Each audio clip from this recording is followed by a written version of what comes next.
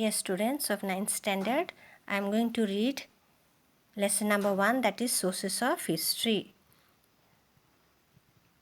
When I read, you just mark it what I have marked with red pen and pay attention. Till now we have studied the history of ancient, medieval and modern India. This year we have studied the history of India in the post-independence era. Sources of modern history are different from those of ancient and medieval history. We can study history with the help of various sources like written material sources, oral sources and sources in the audio-visual medium. In the modern period, we have to take note of various sources at the religion, state, national as well as international level. We can write history with the help of these sources. Now written sources. What are the written sources? Or where can we find the written sources? From the paper like that, na? The following sources are included in the written sources. Now look at the box over there. Newspaper, periodical, diaries, reference book. Then we have the correspondence, document in the archives. Then government gadgets, postal stamps.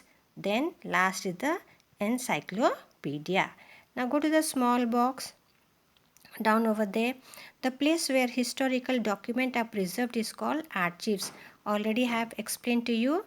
Now the main office of the National Archives of India is at New Delhi. It is the largest among the archives in Asia. Just as newspapers are considered the fourth pillar of democracy in the modern period, they are also a major medium of information. We consider the period.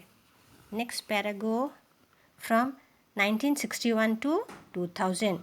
We see that in the beginning there was no alternative to the print media, especially newspapers. With liberalization and widespread use of internet in India, an alternative for print media became available.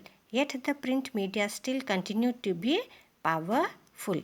Now newspapers. Through newspapers we get information about national and international affairs, politics, arts, sports, literature and social and cultural affairs. Newspaper contain matters related to human life. Most nations national newspapers have started their regional edition. They publish supplements that give information about various topics, newsletters of various movements, the dailies or weeklies of political parties, monthly and annual magazines are important among the print media. Some newspapers produce special supplement towards the end of the year that take an overview of the important events of the year. Such supplements help us to understand the important event of the year. Then PTI, Press Trust of India. After 1953, the Press Trust of India has been an important source of primary details of all important events and of articles on important subjects. Press Trust of India has provided reports, photographs, and articles on financial and scientific issues to newspapers. PTI has now started its online service.